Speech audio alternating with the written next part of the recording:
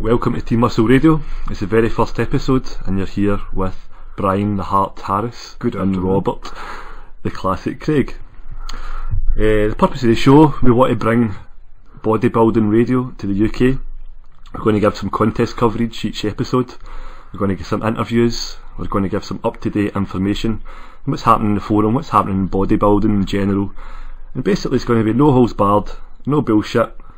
And if you want to find out more information, you can check out the website, which is www.testosteronemuscle.co.uk. There's a blog attached to that, there's a Facebook, and you can send us an email with a bit of feedback to robert@testosteronemuscle.co.uk.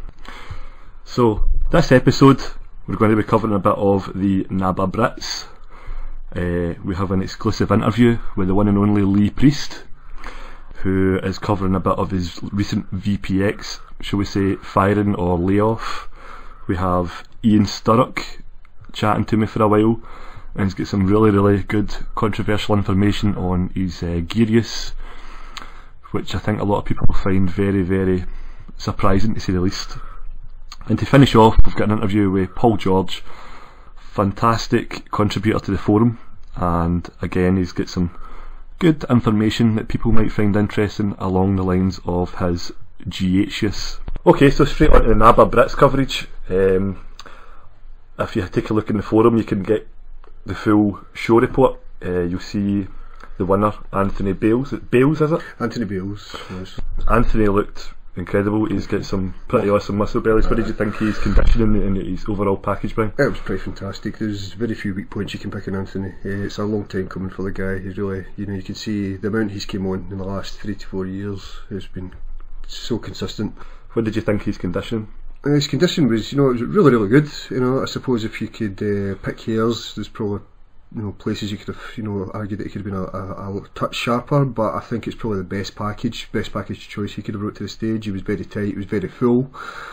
There's not a lot I could really add to that.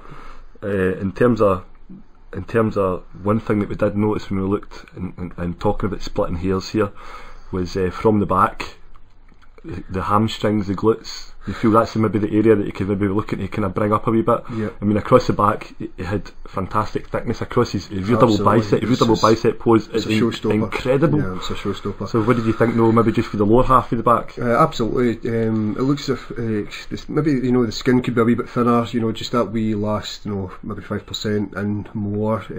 Again, to achieve that really grainy condition, is how much more does it need to come down to get there? What else is going to be sacrificed? Yeah, what you're sacrificing exactly. Was it maybe a better choice to go for the look that he brought, which is again splitting hairs, because it's a fantastic package that he did bring. But it would be interesting to see if he was to push that step further, what the final outcome of that would be, how it would look. So how do you think going forward for Anthony to the Universe, which I'm guessing he's going to be doing, because we've both seen him at the Universe before. It was outstanding. How do you think he needs to improve, maybe? Or do you think that package that he brought, do you think that package is enough to get him top 3, top 6? Absolutely, a top 3 place in there. Again, keeping in mind it really is a cream of the crop at the Universe. Some of these guys' condition that they bring is mind blowing. Again, you've got the the very best of the genetic amateurs there on the planet. So again, in my mind, if I was in his shoes, I'd definitely be looking to replicate the condition that he brought. I emphasise again, maybe just that touch more, a little touch harder. It's certainly dry enough. It's a hard one to call. I know Anthony in the past himself has had question marks over what kind of package should he be. Maybe a slightly tighter, but possibly flatter, or perhaps that would be a little bit fuller. But I think even if he was to bring the package that he had there at Britain, certainly be you wouldn't argue him winning his class at the Universe, perhaps an overall. Again, you don't know who's going to show in the day, but excellent. It's certainly a worthwhile winner if it is. So moving on to other class winners, you've got in Class 1 you have got the absolute monster in Lucas Gabrius. The guy's delts. He was a giant. Yep. I mean, we know the fella that came 5th, Stuart Bateman, and he's got huge shoulders. In real life he's a behemoth. But you put him next to Lucas and he just looked Smaller. Yeah, absolutely. So where do you see Lucas going at the Universe? Lucas, he absolutely needs to bring a tighter package. I don't think to date Lucas has brought the absolute condition that he needs to the stage. So you think he's winning just more in size and shape? You know, he's got fantastic shape. Yeah, absolutely. He's got enough size and shape to pull it through. Certainly, obviously, he's just took a Class 1 win against guys who were arguably better conditioned than him, not quite carrying the same amount of mass. But yeah, if Lucas could, bring that condition, improve himself maybe another 10%, he could really, a really good Class 1 win at the Universe there, potential. Yeah, he's certainly not going to be outsized, that's for sure. And again, which is unusual in a Class 1 guy, the shape that he carries. It's unusual to see a guy of that size, that stature, with nice flowing lines and such things. Yep. One person who you also mentioned earlier is Andy Jameson, who is Class 2 winner. Andy Jameson, you've got to admire that guy's physique. Yeah, his upper body is just fantastic. He's like a caricatured superhero. I've got to say, when you look at his upper body from the front, standing in a kind of front relaxed, it is actually one of the best physiques. Yeah, top half of the front. Yep, absolutely. On the stage, I think that I seen that day. His his shoulder width, his muscle bellies, everything flows. The man's got a very confident stance about himself as well. Again, another good poser. Unfortunately, obviously, it falls away a little in the leg department, the lower body department. It's no secret. It's a shame we can't see that being brought up. I don't know what the reasons for that is. Injuries, genetics. Could be. It would be good to be able to bend the guy's ear maybe one day and ask him himself. But well, I mean, hopefully we'll get some feedback from Andy Jameson, from Lucas Gabrius, Anthony Bales. We've been trying very hard to get Anthony Bales, but obviously, as you can appreciate, given he's just taken over all his life's very hectic. He's rather busy. Class 4, we had Ricky Moore, and another guy that had a pleasing shape. He had for a Class 4 guy, he had a really tight waist. Didn't come across as that stumpy kind of stocky look that can plague many of the Class 4 competitors. Very kind of streamlined, I guess you'd say. A nice combination of condition, shape. One thing about Class 4 guys is they're so fucking short that they don't have really much of a chance to be streamlined. Maybe they missed about the glass. You just made yourself another one in the hate list, mate. So I would say for Class 4, also one thing that stood out was his abs, how symmetrical and how pleasing for the front he is. Very nice, very pretty physique to look at for that respect. And the only thing I maybe say is at Universe level, has he got the back? That's certainly a point I would say. I'd say his back, his arms, the two areas that most noticeably need to come up. More so back width there, and he's plenty of back detail there. Yep. But it's certainly the back width, his arms. Yeah, I would say need to bring them up markedly to go up against there's many beasts at the Class 4 Universe level. Okay. And for the ladies, for the overall, we had Pam Higgins, a very, very pleasing kind of streamlined, classic looking female physique. Absolutely, harking back to what we've been seeing for NABBA years gone by. Again, a nice combination of enough condition. She had cracking quad separation. Our abdominals were really pinging. Really pleasing shape, lovely presentation, just a nice level of muscularity. Do you like the way that NABBA seems to be taking the women back to kind of more classic, we're kind of looking for more kind of Tanya Knight type style physiques? Absolutely. Moving away from the big blocky females who we've seen the last year's Universe been heavily penalised. Yeah, they were getting borderline physique there, and where there's nothing wrong in that, it certainly doesn't run with the lines of the class. So yep, it is nice to see them pulling it back, to the original class outlines. I think one of the reasons probably for that is it's because big female muscle just isn't marketable. You can't sell it. Absolutely, and unfortunately, obviously it's a big point of contention in the sport across all federations right now. That there's a bit of a lost way in what they're actually looking for in the female figure, be it tone figure, be it body fitness for UKBFF, and it would just be nice, as it's been a big subject matter in a lot of forums recently, if the girls could just know, what it is they're aiming for and see it being judged systematic across the board that way. Seeing them being consistent in their judging, and hopefully, we'll start to see the beginnings of that here again in NABBA. Yep. Well, we'd love to hear from any of the competitors. Everybody that competed at the NABBA, just drop us a line on email.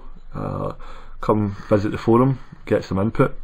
We've got quite a lot of guys from the forum who competed at the NABBA. Very notably, somebody that's a friend of ours, Catherine Reid, who goes by the name Whisper. Whisper, yep. She got 4th. Fantastic result there. She came to our gym. When was it? About 5 months ago? Yep, October last year. And I don't think she'll mind us saying, but she was at that point looked nothing like how she turned up. It was an incredible transformation. Absolutely. She was a big girl. So to Catherine, that was absolutely fantastic. Really, really well done. And a good luck, you're doing the worlds, So that's fantastic. There. Another person who posts on Test Muscle, but also on UK Muscle, and I'd imagine he posts a bit in Muscle Talk as well, just to include all the forums. It's Paul Scarborough. Yep. It's Paul's 8th year in the trot competing. He's won his area show 8 years in the trot. Undefeated. He turned up at his show a few weeks back, and both of us commented that it was certainly a bit soft for the back still. Yep. But looking at the pictures, I mean, he really did pull it in hamstrings. I think the package Paul brought to the Britain was really quite improved over what he had there at his qualifier. Particularly, for behind his hamstring glute area, and also from his chest area, which I think has been a notable problem. Paul would admit himself, and getting the fullness that he needs to, fill his pipes. I think really for Paul it was a huge well done to it's a good swan song. It's a good excellent career. Fantastic achievement. Obviously it's not over yet. He's got the Worlds and a Universe out to do before the year's out, and then it's into his old man's judging chair. Hopefully we'll hear more from Paul in the coming days and weeks in the forum, and I'm sure hopefully we'll catch up with him on the phone.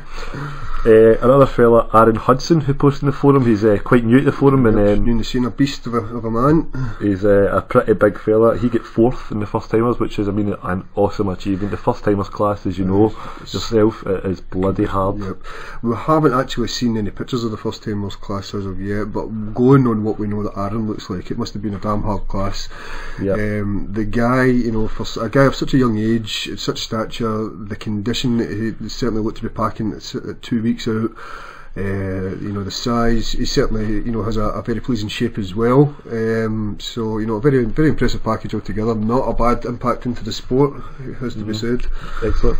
Another person who posts kind of infrequently, but he has about, is Rick Hall, who took 2nd place in the novice, and I know actually we just discussed, he'd actually, if you'd like to tell us, Brian, he approached you, did he? Yeah, he approached me a few years ago on another forum, and asked about off-season coaching and prepping and whatnot. I'm interested in contest prep, and my opinion to him was that I didn't really think he had what it took. How wrong can one man be? So there you go. So Rick, if you'd like to get in touch with us and just get it right fucking up Brian Harris, please get in touch with me, because I'd love for you to do that, because honestly I hate him as much as you do. So next up is an interview that we did the other day with a man whose reputation precedes him. It's none other than the Blonde Myth, Lee Priest. Lee had a few interesting things to say regarding competing again in the 212 class, hopefully, and covers a few other issues with recent VPX spat. So here's our interview. How are you, man? It's Robert Craig here calling from Team Muscle Radio. Hey, how are you? I'm really good, mate. Thanks very much for taking the time to speak to us. It's fantastic you get back to me so quickly. No problem. I'd just like to give you a call today and go over, obviously, the recent events with the VPX firing or layoff. Would you give us a wee bit of comment on that? Because I know you've already mentioned it on the forums. But So adding to tell, not as exciting as the people on the forums make it out to be, It's just like, with the contract, it says I can be terminated. Every contract you get in bodybuilding, it's always on the side of the company you're with generally, but this one just states it. Within 30 days, if they give you written notice, they can cancel your contract for any reason whatsoever. So I guess they just decided that, they were making cuts and laying people off, and I guess I was one of the people that got laid off. So, you know, it's nothing like, you know, people try to think, oh, Lee's gone through contracts and that stupid Aaron Singerman carries on like, oh, he's gone through so many, you know, he's gone through so many companies. But I've been in the sport for over 20 years, you know. The only company I got laid off from was Infinite Labs, because I had a falling out with the owner over something that was written into the contract that he signed, and then later on he didn't agree to it, so they let me go, but I didn't mind that because I didn't want to argue with them the whole time. And then Muscle Tech, I had a 3-year contract with them, but I got out of that one myself because I didn't like all the bullshit and the lies that they were always saying. So after 8 months, I got out of that one, and then all the other ones like Pro Lab, Win Lab and all them, my contracts just ended and basically got brought out by different companies, and they wanted to resign me. I just never resigned because I got a better deal somewhere else. And even Muscular Development, you know, when I went to sign with VPX, they sent me a new contract, but I didn't want to resign it because they were trying to restrict me too much on what I could say. So I signed with VPX. So, like I said, I've never really been laid off or fired from any of them. I just chose not to resign or just moved on to a different company. So all these rumours that Aaron Singerman comes up with and everything else are just, you know, make me laugh. So, now that you've left, there isn't any bad blood with you and John Romano. It's all just business as usual. It's just one of those things. Yeah, it's just one. I think I'm still with. I've still got I'm busy picks until the 21st. I still have 2 more radio shows to do with them, which I'm doing one this Friday. Then the last one will be the following Friday. But yeah, even in the level I set me, so you know things change and. If something changes up further in the future, I'm more than happy to re-sign me back. So that right now they're just, you know, companies just downsize, I guess, and lay people off to save money or do whatever. So yeah, that's no big deal. One of the main rumours on the UK forums was, which I took with a little pinch of salt, was that you're going back to the IFBB and going to compete in the 212 class. Is there any truth in that? Is there any discussion? No, not back in the IFBB. I think Jim Mannion a letter a month or so ago just asking what was my standings with the IFBB because I wasn't suspended anymore, just come 2010. I'm like, well, I don't know when I'm going to compete again, so I just never renewed my pro card, but I'm not suspended or anything, but, you know, maybe they don't like some of the things I say on the radio shows, but, you know, just being honest, but I haven't attacked anyone verbally or, you know, going out of my way to abuse people, so I'm not sure. Well, this I sent him an email like a month ago just saying, you know, where am I standing? I'd like to talk to you about maybe coming back to do a 212 class or something like that, but I haven't heard anything back yet from him, so I don't know whether that's good or bad, but not back in the IFBB as of this moment, no. So, if you did though, would you like to do one of the Europe classes like the Arnold in Spain or possibly the... Yeah, maybe go back into the IFBB. I would do. My contest would be mainly in Europe. I don't know if I'll get back to the States to do IFBB shows just because I think a lot of the judges in the States don't like me. So, you know, I get on. When I go to FIBO or when I was at the Arnold last year in Spain and that, all the IFBB officials from all the other countries like me, but the officials from America don't like me. So if I'm going to, you know, have some sort of a fair shot, I guess I'd have to go to do the ones like maybe the one in England if they had the 212 there, the one, I think Sharu Classic in India is going to have a 212, and then the Arnold in Spain. So it would be a show probably in a European country somewhere. Well, in October in the UK, that's when the Grand Prix will be, and I'm pretty confident there's a 212 class there, and you're a huge fan base. I wouldn't mind doing that one because I was giving Flex Lewis a hard time about doing the one in England, so...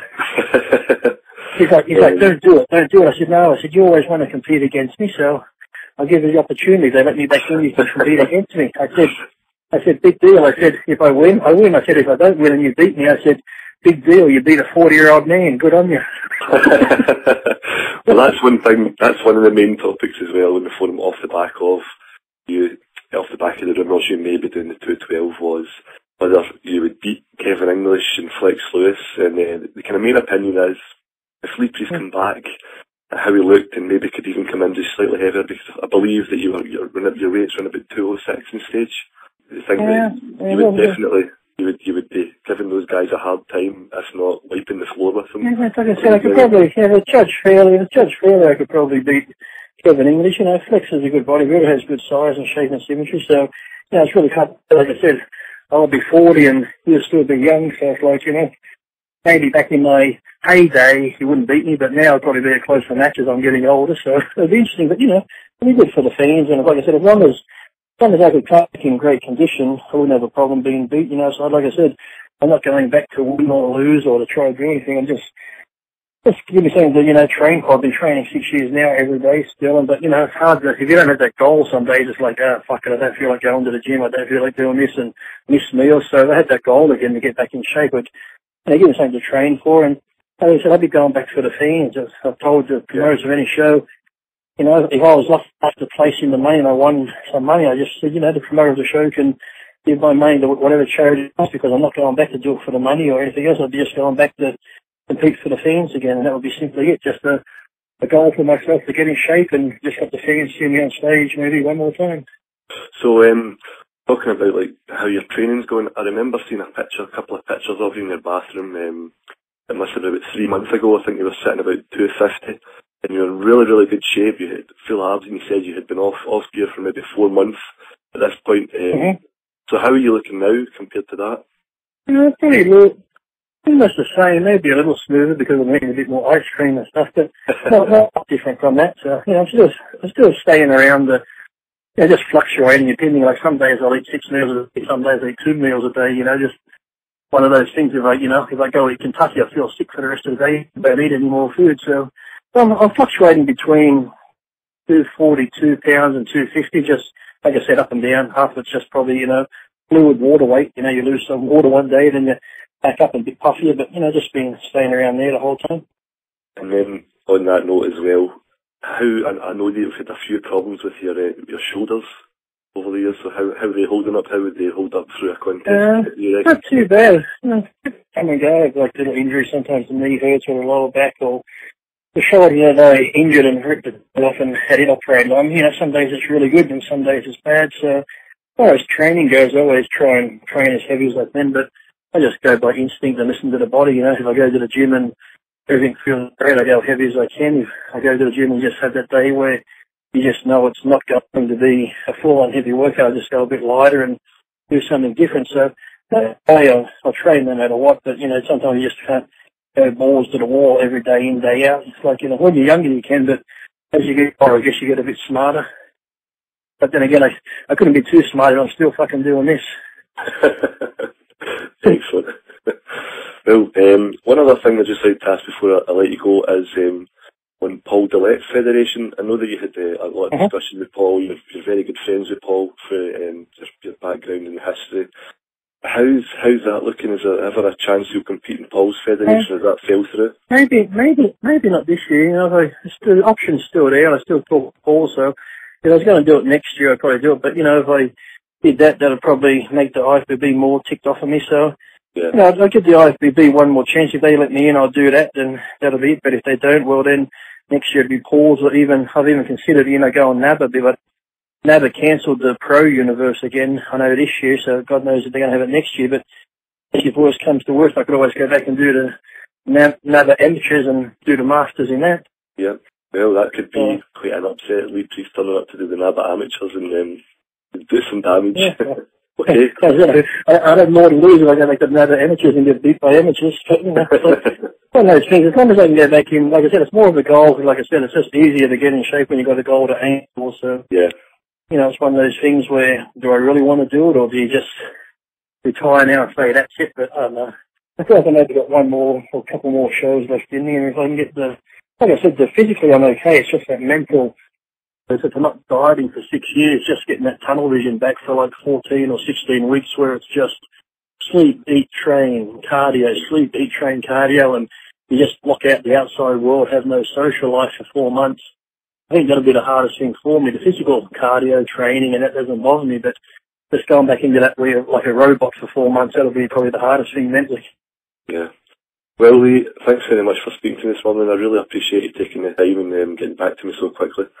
No problem. Hope we get back over to England and that sometime soon, because I always like it over there, and I was tipped off that I got sick and couldn't make it to the Body Power Expo, but, you know, I've always said I like it over there because people have tattoos and are just as fucked up as me, so I fit in quite well.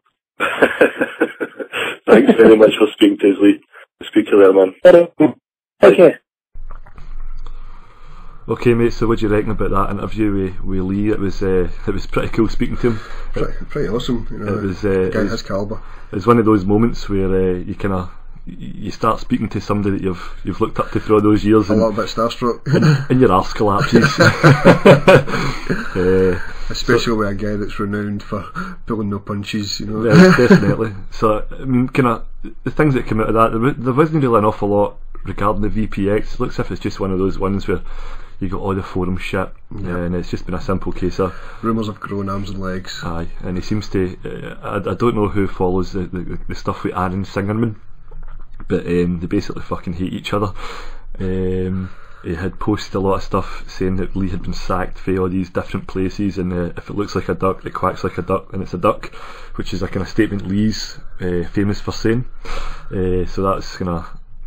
That was part of that. Lee had also suggested that Aaron's unborn child would be better off dead than having him as a father. So that's part. Pretty severe. So that's why they hate each other. So just kind of clearing that up for folk who are not really aware of that side of things over across the water.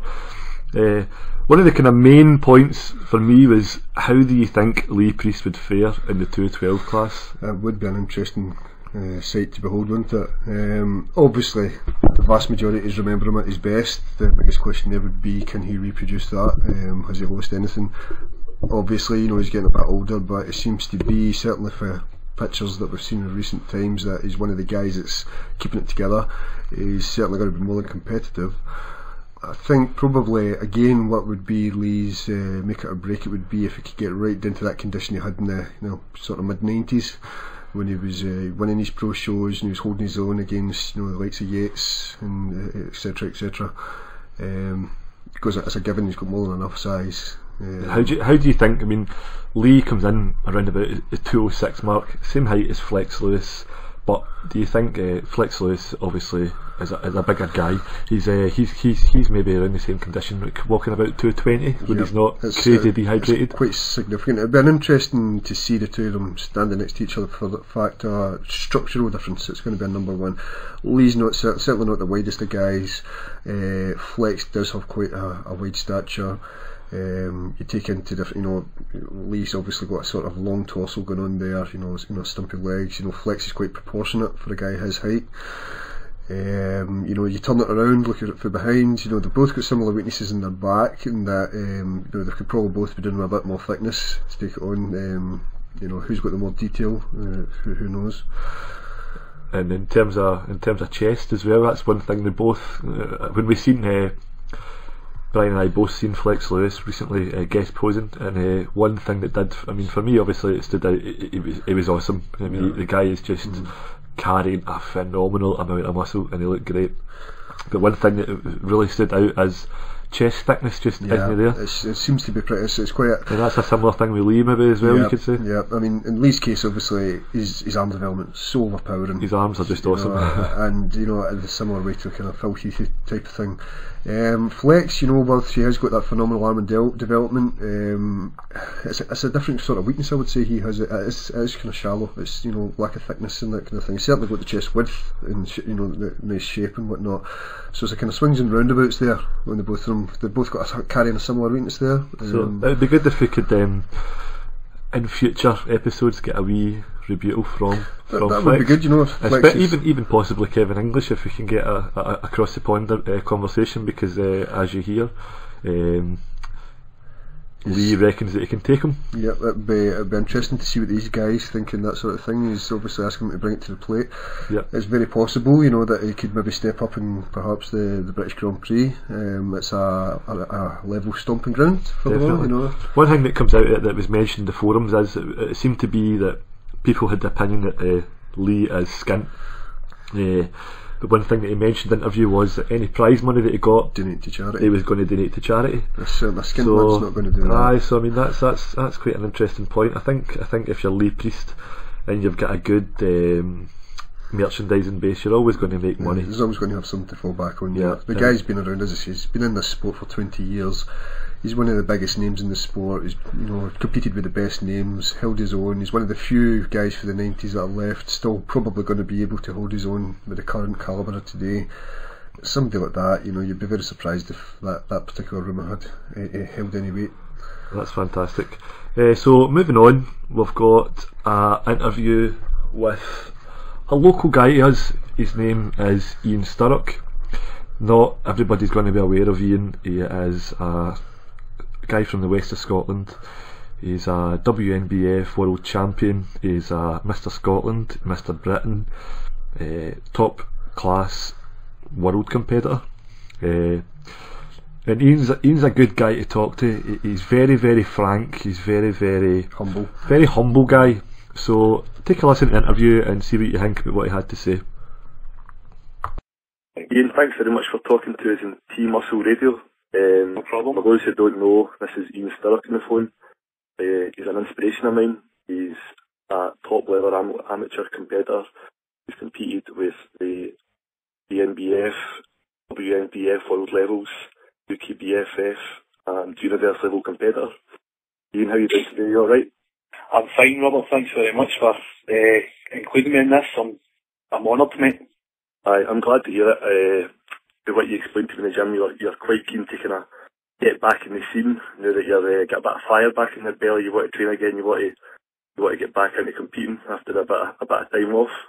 Yeah, well, to be honest with you, 2011 was a year that should never have happened. I had too much stuff going on in my personal life, but I had in my head, you know, I wanted to do the universe, and I told people, you know, that I was going to do it, and to be honest with you, my head and my heart were never in it. But I just, you know, this game, when people think you're doing things, you don't like letting people down, which I hopefully I never intentionally do, but in being like that, I kind of let myself down. I mean, if you know yourself, that 2011 was the worst shape I've been in 10 years. Well, I mean, the good thing about you, which a lot of people, you can't do with a lot of people, is you can be honest with you, because as we spoke in the gym, I says to you, you just weren't yourself, you weren't at your best. Oh, no. A lot of people would come and say you were robbed. You're frank and you're honest with yourself. You knew yourself, you weren't your best. But onwards and upwards, you've got fire back in your belly. We'll cover a bit of that later in the interview, and apparently you're not dead. I have been dead a couple of times, actually. It's pretty impressive that you've been dead twice and you're still I keep coming back, you know. I was after 2011, I said before, this terrible year. And what I did after that, a long break, the longest I've ever done in my life, from the gym, from everything, and in doing that, rumours started to spread that, you know, I wasn't well, or, you know, as you probably know better than me, you know, he's got heart problems, he's got this and that. But basically, I was taking a break that I should. I mean, that was 9 years in a row. I competed there 9 years in a row. And 2008. For anybody. I mean, I was averaging at 4 shows a year as well, so it wasn't just 1 show a year, you know, and travelling as well, as you know. But because I took this long break, obviously, I stayed away from the gym, away from everything, you know, and obviously I'm not, you know, a machine. I did lose a wee bit of size, and not as dramatic as what, you know, some people thought, but because of that, people thought, you know, there must be something wrong with him, you know, because I'm always in the gym. But it wasn't that. Being a bodybuilder, instantly you had heart failure. Aye, well, I mean, as I say, I think I've had heart failure a few times, a few rumours and stories, but my heart's I'm fit as a fiddle, you know. I've never ever had any heart problems or anything. As I say, I know what comes in this game, you know, with stuff like that, so it doesn't upset me, it doesn't, you know, I do my talking on the stage, and so, but I took that long break, and it's the best thing I've ever done, because I feel great, you know, I'm back up to, I'm averaging now about 15-1 or something like that, and looking and feeling great. And the fire, as you say, the fire, you need that fire. If you don't get that, then forget it. We'll come back to that in a minute. Just for people that don't really know you, because you're well known in Scotland, maybe not so well known down south for a lot of the audience will be listening from. if you could just give us a few of your highlights of your career. Right. Until now, going back to your BNBF, WNBF days. Yep. To go back, the highlights of my career are obviously I done the BNBF British 2002. I thought I was a clear winner, you know. Before, I mean, bodybuilders have been in that situation, they think they won, and I actually got second. But this, to me, was clear cut. So from there, I get invited to do the World Championships because they said it was so close, you know, we want you to go over and do the World Championships in New York. So I agreed, that would be great, I agreed to that. And it was about 6 months later, and it was actually November, went over to New York, done the light heavyweight, WNBF World Championships, and I won. The guy I was second to, who beat me in the British, came 12th in the world. Now, don't get me wrong, I'm not saying that as in being sour grapes or anything like that, but it was just, you know, a great feeling. You reckon that even shows, even at the NBF level, politics is still an issue? I think politics can be an issue at all levels at some point. Not all the time, but, you know, at some point it can. And in this game, you've just got to bite the bullet and go and do you know what I mean? Yep. But politics do get involved, you know, if it's a gym that's sponsoring the place, or a certain, you know, there's a big, like CNP sponsoring something that's a CNP, you know, sponsor. I think if it's very, very close, they'd maybe get the nod over somebody else. I'm not saying they would, but these things happen, you know. Yeah. But to go over and not only beat the guy that beat me, but win, you know, by a huge margin compared to him, and beat all the Americans, you know. I believe there was 32 guys in the class that day. 36 guys in my class, aye. So it was hard work, it was a big class. Other than that, the NABBA Britain, the 2 wins in NABBA Britain were, you know, phenomenal. To people who don't know, I've only done the NABBA Britain twice, and I've won twice, last 4. 2008 was my best year, memorable year out of them all. I done the Pro Lab with Jimmy Salmon's show, which, you know, was a hard show to win as well. I won the overall in that. And then I went to the NABBA Scotland, done class 4, won overall in that. And then I went to the World Championships in Katarina in Greece, and I came 3rd in the world. And then later on I done the Universe and placed 7th in the Universe. It was a great year, the best year I've ever had. By the way, winning overall Scotland, NABBA Scotland, that's a really hard thing to do. A lot of guys, there's a lot of top guys like Graham Parks, guys like that, have never won overall Scotland. Jimmy Salmon's never won overall NABBA Scotland. So to get that title as well, win overall UKBFF Scotland twice, but to get that NABBA one was a big thing, because NABBA was, when I was coming up in bodybuilding for being younger, NABBA was, you know, to me was the hardest one to win, the biggest one to get, so that was, in 2008, that was a great feeling. Fantastic.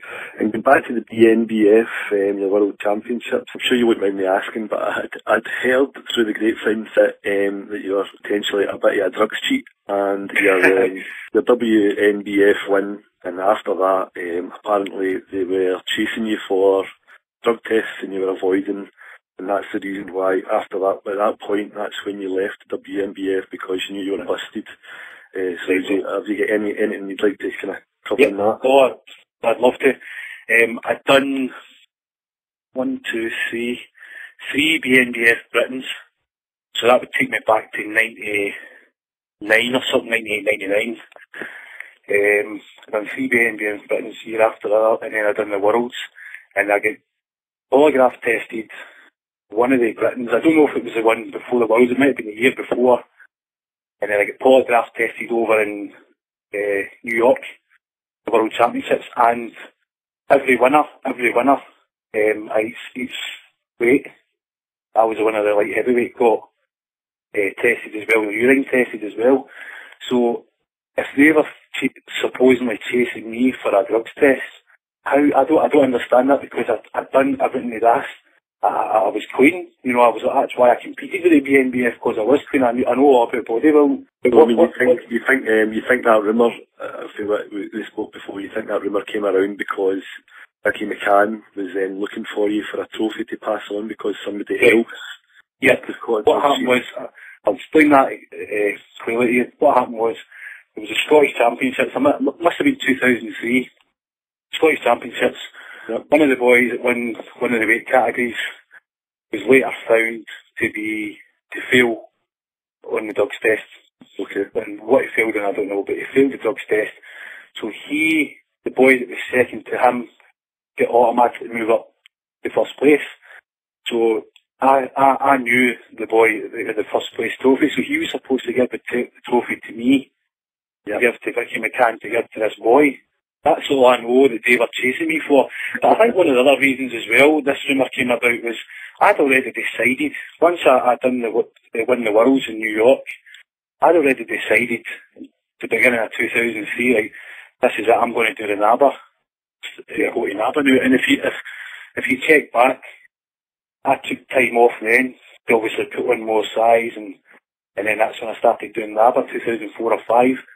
So, you know, and then obviously if you're not going back and doing the BNBF and then chasing me for something and like these rumours start, I mean, it's a lot of rubbish. I'd done everything they asked of me. And if they'd asked me to do a drugs test, I would have done it. You know what I mean? Yeah. So obviously if I'd started taking some gear, after that I would explain them, listen, this is what I've done since then, do you know what I mean? Yeah. But never ever cheated in my life, especially with the NBF, you know? Because, I mean, it's good to clear that up on the basis of you've won a world title. And exactly. You don't want that to be as much. I'm not a fraud. I'm not a fraud. Do you know what I mean? That would be, you know, that is plain cheating. But I've moved to New York and I've done a lie detector test with an ex-Chicago cop who was quite frightening. That guy was quite frightening, just to, you know, and he done the lie detector test. I passed that, you know, the way you should, and then I done the urine test after it, and obviously I never heard anything after that, but obviously, you know, so I know it was quite, do you know what I mean? I know I done everything the right way, so that rumour's just, you know, rubbish. On that point, did you ever come across a lot of guys when you were competing at the very, very top level in the BNBF, WNBF, that you knew were drugs cheats, or you knew were using? No, I mean, the only one, as I say, I don't knew of. Mention names and just in no. general. So the only one I knew of after it happened was what I explained with the thing with exchanging our trophies. Yes. I do know that boy personally, but I never knew he was taking anything. I mean, why, you know, that's kind of stupidity. If you're doing a drug test to show you take it and hope, you know, nothing happens. I mean, that's the only one I know of, but at the highest level over in America, I mean, again, we've all heard rumours, such and such, I heard they're taking stuff, they must take this, they must be taking that, but they were all, in my opinion, they were all great athletes, they all looked great, and they all looked, you know, like drug-free bodybuilders to me, so. Okay, brilliant. So just if we could move on to when you started competing in NABBA. You said you took a bit of time off and you put on some size. How long did you take off? How much size did you put on, and kind of what did you do different, or did you what kind of gear did you use, and did you change your training? Did things happen very quickly for you? Did you respond well? Yep. Well, what I'd done was I'd taken a wee bit of gear before, way back when I was like 17 and 18. I done I don't know if it was IFBB. I don't want to say that if it was under 18. Britain I done the WABB, I don't know if you remember them. I done them under 18 Britain as well. So I came across, well, obviously in the gym and stuff like that, and I took some gear for that. But obviously, if I was 19 up until I competed for the BNBF, I was completely, you know, totally drugs free. After the World Championships, that was November 2002, and I think, let's look at this. I've got 3 Scottish trophies here. NABBA ones, 4. First place ones. I think the first one was 2005. So that was like nearly 2 years. Yep. And I competed in the World Championships at just under 13 stone. I was one of the lightest light heavyweights up there, if you know what I mean. Yes. And when I stepped on stage in 2005, I think I was at 14.2 or something, you know. Right, well, for for people that don't know, you You are 5 foot, 5'5" for height. 5'5.5". So, I like getting that wee half in, you know what I mean? I mean that's well over a stone, and somebody as short as that's a huge amount of muscle on. Well, this is what people expect. When you ask that question, expect you to say a 4 stone heavy or something. These people are just non-realistic, you know. I don't know. I mean, you know yourself, like £4. You put £4 of meat in your hand, it's heavy, you know. It's a lot of muscle. Yeah, so that was like nearly nearly a stone and a half, you know, just under that. But it wasn't just size; it was quality. Do you know what I mean? It was. So you feel you're saying in that time when you did migrate to NABBA and you did take some gear that you responded really well to it, and it was like quality which you gained. It wasn't just a bag of shite. No, it was all quality. Definitely all quality muscle. What was it at that time that you used? Right. Well, back then, obviously, doses is something that's one of those things as well. Ian Sturrock's taking those 5 gram a week or whatever. Well, I'm one of these guys, and this is the God's honest truth. They don't take a lot of gear. I hear the amounts that some boys are taking. To me, it's like, not only can I think, how can I afford that, but how, you know, it's just unbelievable. It's like 3 times the amount. Some of them, you know, the amount that I would take. Back then, to put on size, it was your bread and butter, basically, take a test, whether it's SUS or a test run or something like that, and dab or oxy. I just stuck to what worked for me. Yeah, so just like 200 milligram a deca. How much in milligrams are you talking here? Well, you're talking about what? I take a deca, a either a SUS or a test. I did go on some training as well. You're talking a miller each one, maybe every 5 days. That's what I would do. Right, okay, so maybe 250 milligrams of SUS and maybe 200 milligrams of deca. So about that every 5 days. And if it was Danabol, it'd be 10 milligram Danabol, I'd be taking maybe 6 a day. If it was an oxy, I'd take an oxy a day. That's the way I did it. Plain and simple. Nothing fancy, nothing, you know, I'm not that educated. In the ins and outs. That's good that you admit that, because you hear a lot of top level guys and pros who absolutely know nothing about it and telling their opinion and what does this and what does that, whereas you're just saying, listen, that's one of the things that a lot of people, hopefully, if you join the forum, will get to find out about you, is that you're a humble guy. And if you don't know the answer, you won't make it up. You'll just say, I don't know. I do. There's so many guys out there that haven't. I don't want to sound big-headed or anything like that, because you know I'm deaf. That's one thing I'm not. But there's guys out there that know a lot more, mountains more than I know about gear, that have never went, probably never will go to the level I've been at. Of course. You know what I mean? So this is where genetics comes into it as well. Stuff like determination, drive. Definitely. I mean, it comes into work ethic as well. I mean, that's one of the major things, isn't it? You know, I don't know what rumours go about me training, but you ask anyone, I'm a beast in the gym. I put it in. I put the work in. Especially coming up to shows, and you know, you're getting up in that stage. Only you kid yourself on if you don't put it in. It's one thing I do is I train hard. Okay, so that's good to clear up. So there you go. There's another person who I've spoke to who takes, quite simply, 1 mil of cysteine, 1 mil of deca, and grows like a weed. It's all down to the food, because one thing you might find when you come across the forums is people won't believe that. Mm-hmm. But you know that for the gym yourself, people won't believe it. But you know, that's up to them. These people, to me, a lot of people think that the only reason he's like that, he must take mountains of gear. It's just, honestly, it's no true. If that was the case, then, you know, guys that take all this mountains of gear would be up in the Mr. Olympia stage, you know. It's not just about, don't get me wrong, Ron, I mean, it's important how you do it and stuff like that, but I think people would take too much amounts. Where's it all going? Your body can only use so much of it. That's my opinion, you know. One thing that I did hear a long time ago was that on contest prep, you run basically SUS or test and deca all the way through to the show, just basically based on how you're looking, you don't change it. There's no one for changing to test drop and different drugs like that. Mm-hmm. No, honestly, it was just diet. Diet. Clenbuterol works a doom with me. Some people react better to certain things than others. So what kind of dose of clenbuterol would you use? I'm glad you asked that. One thing about you is hopefully we'll get some good pictures up and we'll be able to get some good close-ups, but it's hard to appreciate how grainy you actually get until you see you in the flesh close up. Personally, I never noticed it. Until I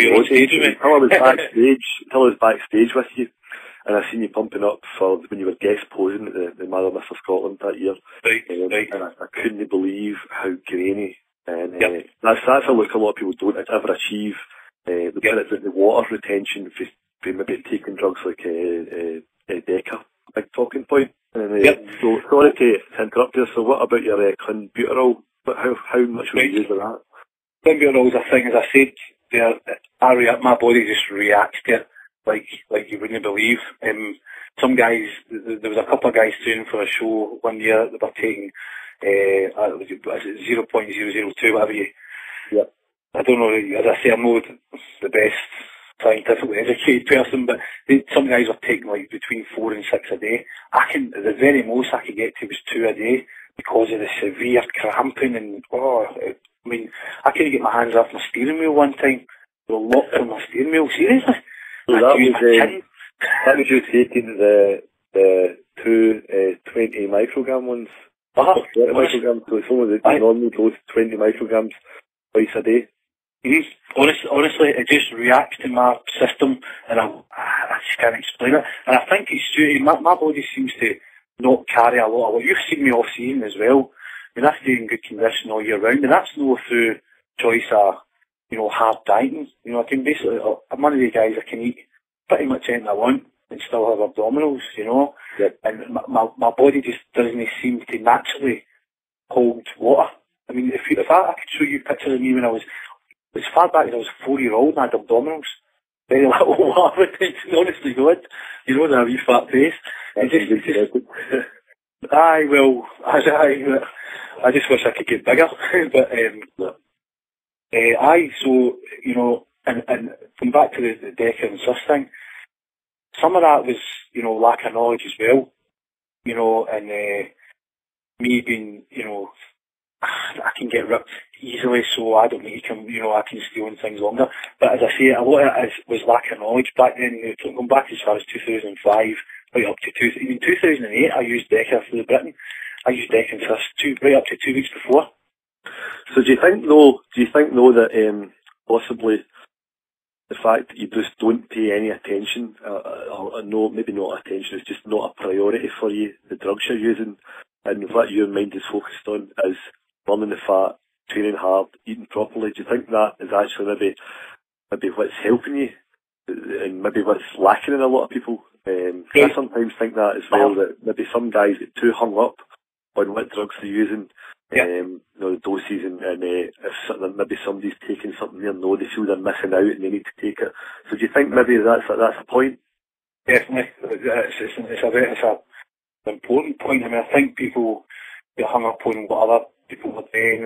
They've read about something and they go, I'll need that. Aldactyl was one. I had a conversation with you once about, how certain ones can flatten you out and you can never get the pump back and stuff like that. And yourself, you comment on my graininess, but thickness, and fullness is because I just don't need. Just touch wood, I've never needed these things up until now, So, and I think, like you're saying, maybe in my disregard, maybe it's a bit ignorant towards, because I can get ripped so easy, with disregard to, some of the things that you're supposed to take, are supposed to not do, like steel and Deca and Sus. Maybe that's why I can hold that, so much fullness and thickness. Maybe I don't honestly know. That's an interesting point. But just going back to something I heard you mention, you said that you just wish you could get more size. Mm-hmm. Is that something you feel you've struggled with, is just to get enough? Certain areas, definitely. My biggest weakness, and bodybuilders out there, you know, is out of sweeping my thighs, size of my calves. My calves have always had a good shape to them, and they get really ripped, but they're just not big enough. You go to universe level and stuff like that. These are things that I need. This is why I've taken the year out. Thighs is a thing. As I said, I was in the Royal Marines, and I ran. I was a lot of running. I boxed since I was 6-year-old, or, you know, for years and years, a lot of pounding running. I'm not saying that's, you know, the reason I can't get out of sweep. It's just genetics. The genetics thing. But I realise, get the size on that I need to take time away from competing, you know. Yeah. And would you say, one thing that people might comment on and say is, that I'm just playing devil's advocate here, is that they'll say it's because basically you're using shitty little doses.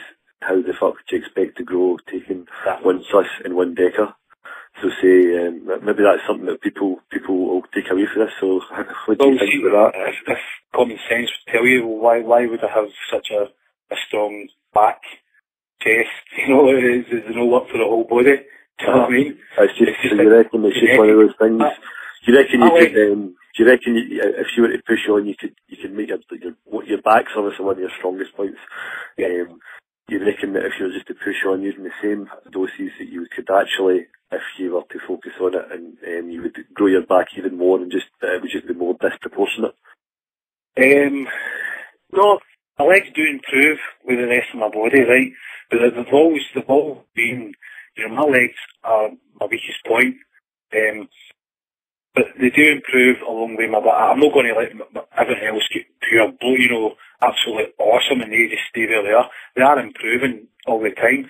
But in my opinion, I'm 40 next year, so I work to my strong points. I'm not going to hold back in anything else. Do you know what I mean? But what I will say, and this has come, by the way, you should take some credit for this, speaking to you in the gym and stuff. I'm going to try, I'll be probably picking your brains as well a bit for this. I'm going to try some new things next year when I compete, and I mean that as in gear-wise as well. So I'm going to be reading up and, you know, maybe try the things that I've not been trying, so hoping that will make me even better.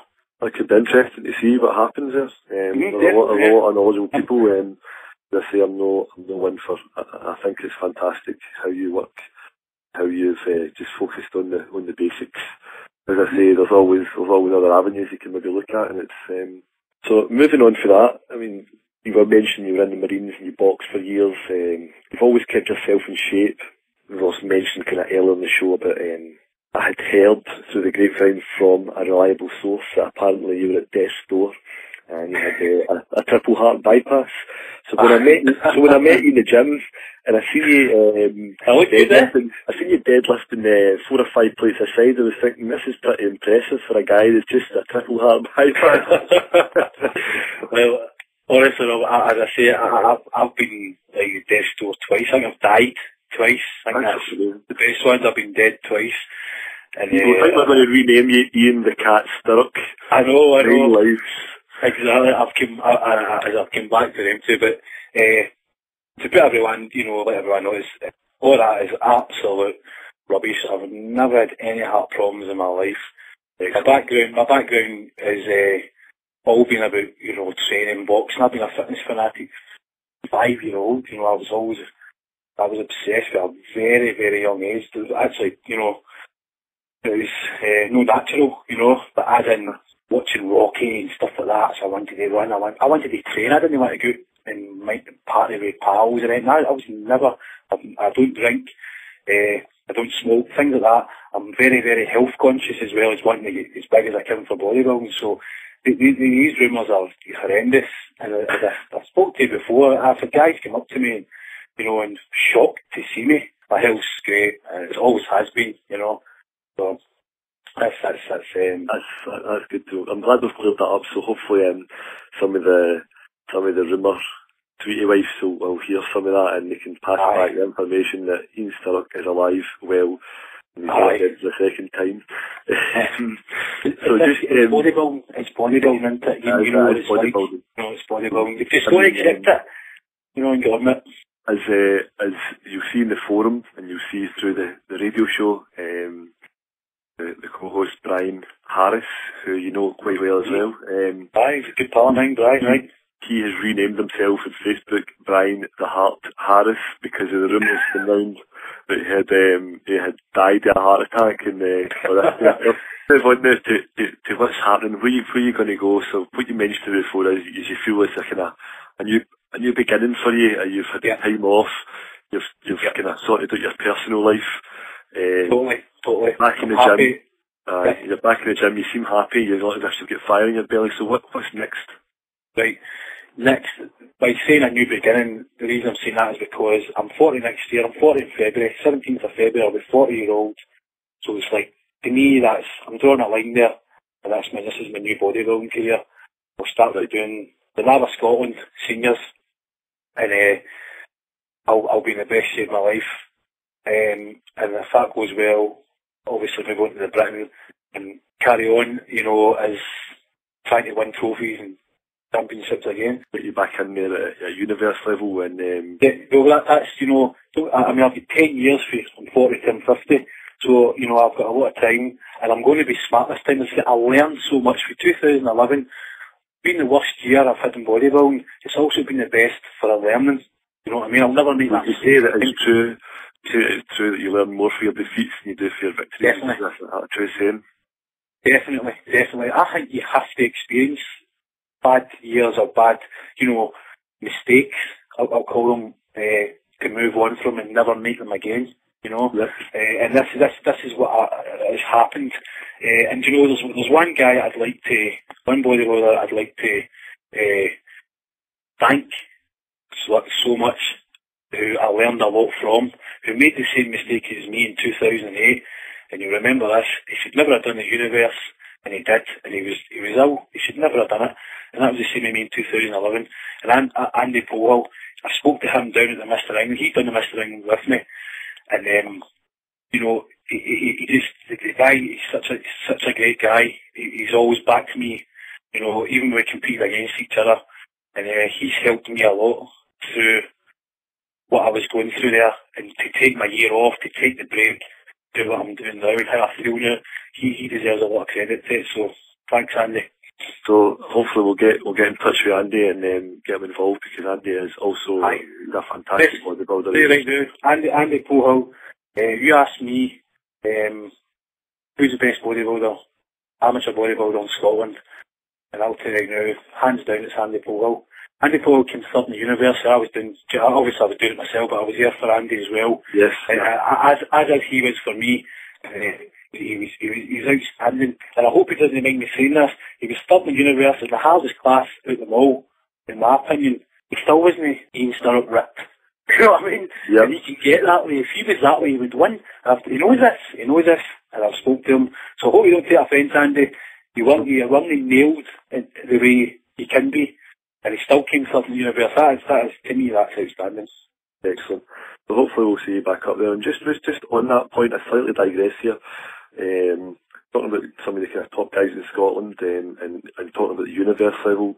One of the guys who posts regularly on the forum is Nick Van Dahl, who won. How do you think he would fare in class 4? Isn't it? He's class 4. Universe top 3. He would have been top 3 if he'd have done the universe there. I don't know Nick personally, but I've obviously I was talking about doing this Scotland when Nick won overall, but the personal things that happened in my life stopped that. But I was there. I seen Nick, and when he won the Britain, and the boy that he beat in the Britain actually came third in the universe, the Irish boy. That's right. Yeah. Don't get me wrong, he said he didn't prove so much in them, but if Nick was in that universe the way he was in the Britain, he would have been the top. I don't want to come around and say he would win, but he would be top 3 in my eyes, and he's fantastic. He's got the shape. He's got, there's no a lot missing there. So I hope to see Nick again soon. Well, hopefully you'll be able to catch up with Nick, because Nick posts in the forums regularly. He's just a wee baby boy there. Brilliant. Hands full at the moment. So one last thing, which I know you really felt was important that you got across, was Facebook. And I know last year, obviously, you had some personal problems, a bit of a breakup and things went wrong, and then some things get posted on Facebook, and so you'd like to clear a bit of that up. Aye. Right, it's just the people that obviously, you know, most of the world goes on Facebook. I don't. I went on it for a brief spell and then I came off. But what happened is I had a nasty breakup with my ex long time ago, and she knew all my I'm not a computer person, but she knew all my passwords, email, and everything. So she hacked in. She actually changed the password so I couldn't go and, you know, do anything about it. And she had all my details, she had photographs in me, so she went on Facebook, hadn't known she was me, and sending a lot of messages to people that know me, obviously knew it wasn't me, but there's people out there that don't know me, and she was sending them, you know, rude messages, I think obviously quite funny things, saying I was gay and all that stuff, and but, you know, this went on for over a year. So I just want to say, anyone that, you know, read anything or wrote any messages in that period of time, it wasn't me. It was somebody, you know, you get jealous people, you know, and it wasn't me. And I'm sorry if you get offended by any of it, but I can only apologise. It wasn't me. It was somebody kidding on me. So I hope you don't hold that against me or anything. No, I'm sure not, and hopefully so that'll get out to quite a wide audience, and hopefully we'll see quite a lot in the forum as things go on. We'll maybe have to give you a bit of re-education how to use the forum. I already sat down with you for a couple of hours, I think. No, I'll get there, definitely. I'll be on that, definitely. Thanks very much for speaking to me, Ian. It's been an absolute pleasure. It's been great to get some of the information you've gave. It's been a pleasure, mate. Okay, mate, I'll speak to you again. Thanks very much. Will do, Robert. Cheers, mate. Thanks. Bye-bye. Bye. Alright, so really to me, there's going to be a lot of people going to listen to that interview and probably they're going to doubt some of what he said. But it's human nature. We both know Ian quite well, and we know that Ian doesn't talk shit. Ian's just a humble guy, like he came across. How Ian came across here is how he is in real life. He's a humble, nice guy. For a guy to admit that he doesn't have the greatest understanding, the greatest knowledge in the workings of the drugs, and then be so blatant as to tell, you know, here's what he's using, you've got to give him a bit of a leeway there. I would have said, you know, you've got to put a bit of weight in that. I would think so, and I think the kind of main thing that comes away from it for me is genetics and work ethic and consistency. I mean, that's how much people underestimate that's the main things that's coming away here. I mean, Ian's taken 20 micrograms of clenbuterol, and body's responding phenomenally. He's taking that twice a day. Generally people are taking maybe 80, 120, 160, even 200 in some cases, you know. Yep. And Ian's taking that, and trust me when we say, well, there's some pictures going to be attached to this, and you can see for yourself. The guy comes in crazy shredded. One thing to point out that we've noticed before, and it's came up in the forum a few times, is that not everybody can get striated glutes and striated rodded hamstrings. That's one thing that Ian doesn't tend to have. He doesn't have the best cuts in his legs, but when you see it, you can see everything moving about. It's skin tight, it's sucked, vacuum packed. There's nothing left under. And I think that's maybe the difference between somebody that's just generally holding a bit of fat and a bit of water, and somebody that doesn't. Two people that don't have cuts. And it's that's a good point to note. Another thing with Ian, to me, was the heart stuff. Now, that's kind of hitting home here, because I relate to that. As I say, we've had a few people on the forums and a few people across the boards who genuinely have had issues, including yourself. But for somebody to actually be at the point where rumours start, and off the back of them taking a break from the gym, it's a sad state of affairs when you can't take a break without a rumour suddenly breaking that you've had a triple heart bypass. So, I had a fantastic interview with Ian. I'm really glad he took the time to come and speak to us. So, moving on to our very last interview of the show, we have Paul George. Paul is a guy that's contributed to the forum. He's been around a long time. A really, really nice guy to speak to. Again, very down to earth. Really down to earth. A realist. He is a realist. He is a realist. And I say, he does have a lot of different things to say, and so I hope you like the interview, and let's have a listen. Hello, Paul. Hello, how are you? How are you doing, mate? Thanks very much for taking the time to speak to me, especially and as well with the contribution you've made to the forum. It's been brilliant. Not a problem, mate. Not a problem. I do my best. Either people read it or they don't. So it's good for me to have a public forum to just vent thoughts and things like that. Really, you know, if I can contribute and people can get something from it, then that's good. Well, that's a good point actually, because one thing that I'd like to talk about was your video blog, which you did in the run up to the Grand Prix. Okay. I watched that religiously. I thought it was absolutely fantastic to get a kind of insight into it, and having competed myself, you know, you can see the stages of you kind of starting to get a bit quieter and struggling.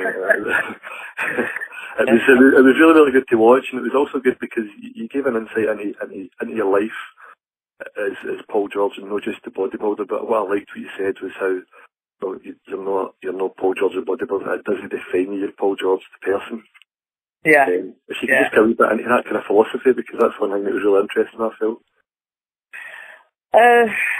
Well, it is. It's something I do. It's not who I am, if you know what I mean. Yep. I think too many people live their lives as a bodybuilder. You know, almost like it's a career. It's a career choice. It defines, without being a bodybuilder, then they're nothing. Yeah. You know what I mean? And I never really wanted to be.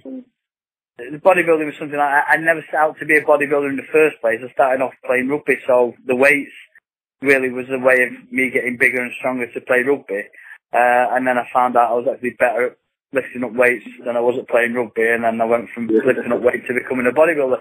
So for me, it was just a metamorphosis. The fact I ended up pretty good at it, which is, I think, because I was bloody minded and stubborn. I think, no, I'm not going to blow smoke up my own ass here, but I'm pretty good at a lot of things. I'm thinking if I'd spent 30 years practicing maybe archery or football or judo or some of the other things I've done in life, I think I might have been pretty good at them as well.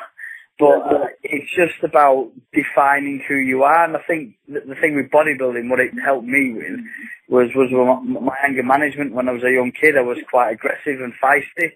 And I think it just channeled that aggression into, you know, a more constructive outlet, you know, that kind of thing. So that's what I mean in that respect, really, that it doesn't define me. It's the bodybuilder, the end products, you know, Paul George as a person and everything else is what made the end product. Yeah. Well, on the note of what you're saying about you think that you'd be good at other things as well, I mean, one thing that you maybe you tend to find, speaking to some guys, is that guys that are really, really good, especially guys that come in top conditions like yourself, they tend to maybe have a kind of tunnel vision type approach, or possibly even a lot of guys like a very addictive personality. Would you say that's something maybe that you see in yourself as a kind of addictive personality? Not in the sense of drugs or alcohol, but that kind I mean, one of the reasons that I took up training as such was because I was a pisshead. I did have a problem as a youth with alcohol and other narcotics and things like that, because I enjoyed it. I enjoyed the social side of it. I enjoyed getting wrecked. But you know, I buried 3 of my best mates before they were 30. You know, so I thought this is not a good place to be. So I mean, on that side of things, that talking about burying friends, I mean, not to be morbid, just to make a bit of tedious link here, but your health, I mean, you're not in your 20s anymore. How's that held up through the years with the training, with everything involved? I mean, is it been alright? Yeah, health-wise, I've been pretty good. I'm on a mild medication for blood pressure, but that's because it's in the family. My mum and dad both died early on, well, not early on, but they both passed away several years ago, but that was through cancer, through smoking and drinking, so I think that they realistically chose their own poisons kind of thing. But my health realistically is pretty good. I've no real aches and pains from 30 years of training. So no, I can't complain. I think if I look at some of the people I went to school with that are now in their 50s, I'm standing up a lot better than most of them. you just have to look around at people in their 30s, mate. And Yeah. so in terms of bodybuilding, where are you? I mean, are you fully retired? Is it set in stone? You moved into, you happy in your powerlifting at the moment? I never say never. So they have brought some Masters Olympias back and some other bits and pieces in Europe. So I've hung my sparkly underpants up. I haven't burnt them. So Right, you never know that one day I might just feel the urge to reveal my true colours and step onto stage again. But at this moment in time, I'm happy learning a new venture with powerlifting. I've always trained fairly heavy, but this is just a different departure. It's a lot more of a technical and learning kind of side of things. So it took me the best part of a year and 6 months and 6 weeks to learn how to bench press as a powerlifter. 30 years of bench pressing as a bodybuilder is nowhere near the same. It's just totally different. It's a different structure. It's a different setup. It's a different bar placement. As a bodybuilder, you bench press to build pecs. As a powerlifter, you bench press to press weight. And 90% of what you're pressing comes through your back and your arms, and very little of it actually comes through your chest.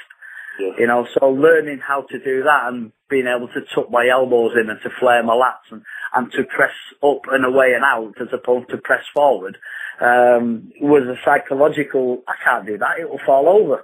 I can't do that, I'll drop it on my head. So it took a big leap of faith to kind of let go. I had to deconstruct everything that I'd learned. When you spend 30 years doing something, it takes a little bit longer than I thought it would have done to unpick it and to put it back together. But I'm training with a new kid now, and he's kind of took me even further back to basics, and we seem to be making some progress. I mean, the good thing is that Tam trains alongside us, and she's catching me up. So, it's a big spur. You don't want to be out bench pressed by your wife, do you? Yeah, just for those that don't know, that Tan is your wife. I was going to add that there just for people who are unfamiliar with your relationship status there. That's good stuff. One major thing which I just noted down because it was something quite recent was, I don't know if you remember, it was a bit of a spat on Facebook regarding cheat meals. And you get a little bit in about it. And it was on Stevie Crichton's page. And I thought it was fantastic how you had come in and mentioned how well you have 2 cheat meals a week in your prep and you do alright condition-wise. I don't know if you remember that. Yeah, well, vaguely. I mean, it was something, whether I put it on or somebody else, actually, I think somebody else may have quoted the fact that I had 2 cheat meals a week, I mean. But that's me. You know what I mean? I get this labelled at me quite a lot. People say, oh, well, when you're dieting, you do this. And I'm going, yeah, but that's me, and you're not me. Yeah. I've been away for a couple of days now, and a bit of a tubby bug while I was away, and I can guarantee I've lost half a stone. Yeah. In 2 or 3 days. And the thing is, if I don't eat on a regular basis, I lose weight. So for me to get lean is a given. You know what I mean? All I have to do is think about it, and I'll get lean. But that's just but that stops me being a 20-stone monster. Because my system, I would have thought by the time we got to 50, that my system may have started to slow down a little bit. My metabolic rate might have kicked in and just gradually eating a bit more chocolate or a bit of this and a bit of that, but it hasn't. You know what I mean? I can, if I decided to get lean, I can guarantee I can get my abs out in 4 weeks and I'll be lean and this and that. So my system hasn't diminished in that respect. But like I say, that is me. But I know other people that go from day 101 right down to day 1 and not have a cheat meal, and they do very well with that. I know some people that have a cheat meal and they do well, and I have this and that. It depends how structured your dieting is and how strict you are with that. Now, a lot of people say, yeah, I do this and I'll do that, but I can guarantee that isn't what they do. You know what I mean? They may say they're doing, they're following the routine or they're following this, but it's not necessarily the case, and for me, I find that if I don't put cheat meals in, if I eat too clean, then my body goes catabolic. So I have to put them things in because it just keeps me surviving. Yep. You know, whereas other people who may have a slower, heavier system, they have to eat chicken and rice and broccoli and turkey for 200 days a year to get lean, because their system won't allow them to do it in any other fashion. Now, there's more than one way to skin a cat, and no one person's right and no one person's wrong. But when somebody comes out with a definitive statement that this is the only way you can do it, then I have a problem with that, and I think that's what you're alluding to. Yeah, I believe the statement was, if you have cheat meals during prep, you should take up ping pong. So I was just wondering if you're planning to take up ping pong anytime soon. No. No, because I can't see over the net. Okay, but Being 5'3" and the ping pong net's a bit taller, so no, I'm not taking ping pong up. The Chinese are good at ping pong, so I mean, maybe they must have these steps or something. We could maybe sort you out with something along A bigger bat might help. So I can deflect these frivolous statements. Be a lot easier. I mean, so can I just move on to the cheat meals, just kind of slightly step into the actual contest prep? If you could just, I mean, how long was did your prep go? Because I mean, you were always in kind of reasonable shape, and as you say, I mean, getting lean for you, it's just a given. It's going to happen. It's just a case of how to best do it, how to not lose the muscle. So, I mean, how long did your contest prep last? I mean, when did you start? Contest prep for me can be anything between 8 weeks to 12, something like that. Depending on how the system's going, then I can be either really shredded or I can be tight. Depends what you're looking for, really. How did that go? Do you tend to find that you grow into a diet? I mean, a lot of people seem to, once they get that kind of fire, they click in right at prep time, they kind of grow into the start of their diet. Is that something you found yourself? I think it varies depending on where you're coming from, to be fair. Off-season wise, it depends how far off-season you are and how much work you have to do. I was never really off-season, like you say, I stay fairly lean most of the time. But yeah, I would tend to always try and grow into a show, although I'm never enough to actually do what I intended to do. So conditioning was always a thing, you know. So it depends really where I was coming from and what the show was, and you know, whether I was going to get there nailed or just really, really tight. You would be willing to share with us some of your contest prep and what you would use performance enhancing wise, because I know from speaking to you via text that you're not a big user, and what a lot of people are surprised about, tend sometimes not to believe on the forums, is how little some guys actually use at the top level. Yeah. So I mean, it would be good to think if you could give us a wee bit of that information along those lines. Yeah, I mean, the first probably 6 weeks, 8 weeks, something like that. The basics really, a bit of sus and a bit of deca, and by that it would be probably a mil and a half of the deca and probably a mil of sus, something like that, and then switch to fast acting one, propionate, trenbolone, bit of winstrol, and that would be pretty much it. That's what I would run in on. Yeah, in terms of sus and deca, you're saying like a mil and a half, so maybe like 200, 300 milligrams of deca, and then a bit the same as sustanin. Yeah, I mean that would probably be as high as I would go, to be fair. You know, it'd be a mil of deca and a vial of 250 sus. That'll be twice a week. All right. Or whatever that works out as. So 1 mil of deca and a vial of sus, that'd be that. And then maybe like on a Monday and a Thursday. So that'd be my first 4-6 weeks, something like that. And then trenbolone and propionate, winstrol. And that'd probably be me coming in then, and then the rest of it will be down to like your T3, T4s, but that would be it. Really is real simple. From what I gather, you were never a person that used growth hormone, insulin. I've never used insulin. I've won 4 world titles. I'm umpteen British and national one before I used growth. I didn't use any growth up till probably 2004, 4 maybe, the year I won my pro card, or it may have been after that even. But I'd done most of my big wins, me amateur stuff, without using it. Is it something you feel made a huge difference? Because obviously it's something that, I mean, you see in the forums, sometimes you feel as if guys think that it's something you must have. But I mean, that's a good point you've made, that you won all your big titles without it. And thereafter, do you feel that it made enough difference to you in hindsight? You feel it was worth it? What it did do was made me a little bit more fuller. I think as a lightweight and a middleweight, I wasn't quite as full as I could have been, and I think that's what the growth gave me while I was dieting, because my condition got better towards the end of my career. I never started out as lean as I finished, if you know what I mean. There was a progression, maybe not so much in size, but if you go back to when I first started, my body definitely progressed into getting leaner and harder. And I think what the growth did for me was just to keep me a bit more full, a bit more volume, if you like. But then you see, I probably never took more than 2.5 IU every other day.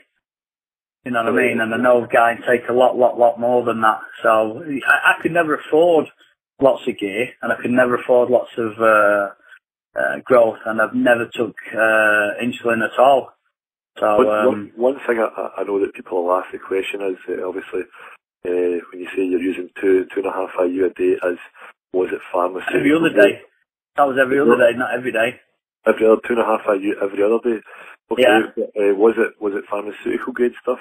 Because that's the question people ask. It was pharmaceutical grade stuff. Well, that's really good. So what about your last week? Can I get in? Because that's one thing. I mean, looking around at some of the guys, you know yourself, probably you can destroy 12 weeks work in 12 hours. With the last week and the last day. It doesn't change. My gear doesn't change from 6 weeks out to the last week. Yeah, but in terms of just your last week, can I move into slightly aside for the actual gear side then? Go into just what your last week looks like. I mean, I know a bit for your video blog, but in terms of your last week, in terms of like stopping cardio, depletion, carbon up, I mean, how does your last week normally look? It changes very little. I try to get stage ready 10 days out. Yeah. And if I'm there or thereabouts, then all I will do, I only ever depleted once, and that was in 2008 when I did the NABBA Universe, and I depleted down and then filled up.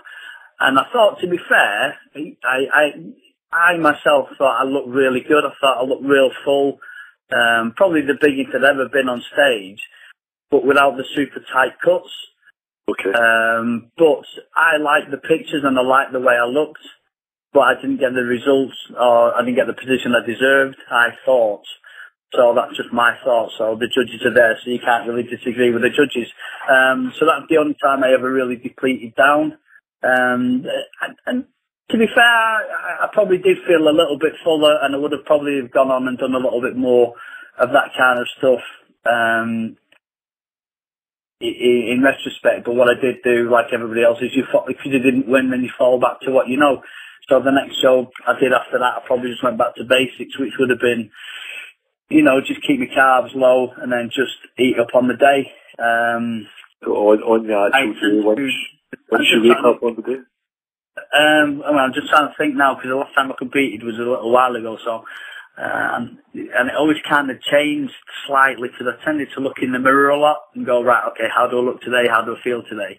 But the last week I would probably have started to waterload on probably the Monday, Tuesday, Wednesday, Thursday, Friday, and say I'm competing on the Saturday, I would have stopped drinking on the Friday.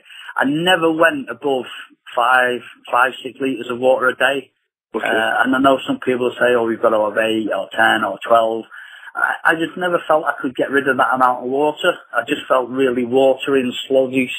You know what I mean? So I kept it to about 5 or 6 litres. I never really saw any need to put any more of that in it. I would take probably 3 to 4 grams of soluble vitamin C to help flush the water out. Yep. My meals would be pretty much the same. It would be my absolute down the balls to the walls would be fish and rice, and that'll be 5 or 6 meals of fish and rice a day. Some eggs in the morning and maybe an odd protein drink during the day, but most of the time it would be fish and rice. And I used to get it from Aldi. The two frozen Bassa fillets was $1.99 for 5 fillets. So I'd go in on a Monday and then a Wednesday and a Friday and buy about 4 or 5 bags of fish. And then I would probably have, I'm trying to think of how much rice I would have. Probably about 150 grams of rice per meal kind of thing. That's the cooked weight? Yeah. So that would just be, it would be fish and rice with a little bit of Nando's peri-peri sauce or some Tabasco sauce, something like that, you know, to give it a bit of flavour. You're copying me here, mate. That's exactly what I would do. Yeah, it tastes like shit, but it does you good, so, but there, you know. So. I think the best way to describe it is disguising blandness with spice is the way I exactly right. I mean, the thing is, you know, food doesn't have to be bland, it just has to be clean. You know, I mean, one year I was dieting down and I was going through tubs and tubs of mustard. Right. Just because I couldn't have anything else. I thought I need some flavour, so one year I got addicted to mustard, and then the year after it was something else, and the year after it was something else. Every diet I've done has always been different, because your palate changes and your mindset changes, and you think, what am I going to have this year? You know, what's going to be, what little surprise is going to manifest itself into your head, you know, so, you know, it doesn't always have to be the same, it can be different, but as long as you're getting the same result, you know, it doesn't matter what you start your diet on, as long as at the beginning you're losing weight and it's coming down and it's consistent, you know what I mean? And if that's the case, and you just stick with that, as long as you're putting the effort in, you're doing the cardio, you're doing your work and you're doing everything else, your weight will come down, the fat will come down, then just stick with it. Too many people go halfway, keep going, and then they start fudging it. Oh, I'll just change this, I'll just mess this around, I'll just play with this. You know what I mean? And they sabotage themselves. You know, the thing is, if it's working, stick with it. It'll, you know, if you've got you halfway through and it's working, why change it? And if you got to the last week, why change it? You know, just, everybody just seems to think if there's a magic pill, if I just twiddle this, then I'll be brilliant. You know, and if you can look in the mirror 10 days out or 7 days out and you look bollocks and you're nice and tight and dry, why do you need to change anything else? Yeah, well, I think at that point, that's where a lot of guys think, okay, I need to be that extra, that extra bit drier, extra bit tighter, so that's when you need to talk to your mates, isn't it? That's when your best friend comes down and says, right, you need to eat up a bit more now, or you're going to go carbolic, or you don't need to lose anymore, or you can stop doing cardio. If you want to be successful, you have to surround yourself with people that have been successful. Yep. Or they know what success is about, because they're the ones that are going to stop you. You know, a mate of mine the other day came down to have a look at me. Not to have a look at me, I'd look at him, and he was competing and was going on about this and that. And he notoriously sabotages himself, and I've said this to him before. So I had to pull him aside. I said, look, I pointed him to a mirror. There was me and this guy stood in the mirror. I said, you see him? I said, he's the guy that's going to beat you. I said, nobody else, him. And he knew what I meant by that, the fact that he does sabotage himself. He will twiddle with things. Oh, I'll just do this, I'll just do that. You know what I mean? So you have to stop people. Just say, look, you look good, just stay as you are. You don't need to do anything else. You know what you're doing, you know what your plan is, just stick to it. Well, I mean, is that something that you've learned through time, or did you find yourself maybe kind of earlier on in your career, I mean, ever getting to the point, maybe just before a contest, thinking, shit, I need to drop water, maybe using some aldactone or something like that? I've never used aldactone, I've never used slow K. So, I mean, that's something you've just basically, I'm just always fortunate in that respect that I've never had to, you know what I mean? It's just, drugs and enhancing performance things, all them kind of things, it's like alcohol, and everybody responds to different ones in different ways. And I was pretty fortunate, I think, that when I was starting off and I got advised by certain people who said, oh, you know, if you try this and do this and look at that, I wasn't far off the mark when I started. So for me, it wasn't a big a big adventure, experimenting with lots of things, because I was pretty much there or thereabouts anyway. All I needed to do really was learn how to train better and how to diet better. And the chemical side of it hasn't really varied much from day one to day 362 million years later on. Whereas I know a lot of guys that the body type works differently, they react differently to certain substances, so they're trying to counteract one with another one with something else. Also, one kind of other factor to tie in with that was what some of the stuff you spoke about in your blog with the psychological issues written about food. Do you think, let's just say for instance, Paul George was to come back next year after, to do the Masters Olympia, do you think that if you were to how is the psychological things? Do you think if you were to kind of overcome some of that, be able to eat even more and even push on with some of the doses, do you think you could be coming back as a much bigger, much better, more rounded Paul George? I don't know. I don't know that one. I will only know that when I decide to come back.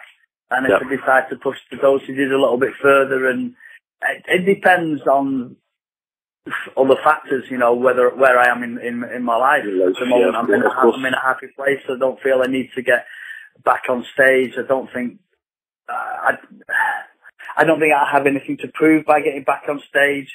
Yep. The only reason I would get back on stage is because I wanted to, and because I thought, just to see if I can, at a more mature age.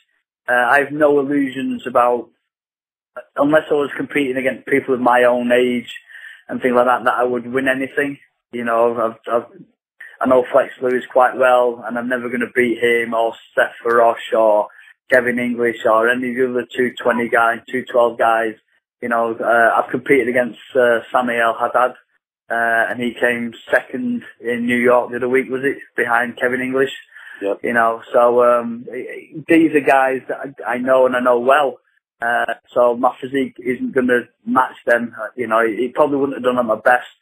So I'm not going to do in my 50s. Just to throw another name in the hat, I spoke to Lee Priest this morning, and he is currently trying to get back into the IFBB and do a 212 class. So there's another name for the group for you.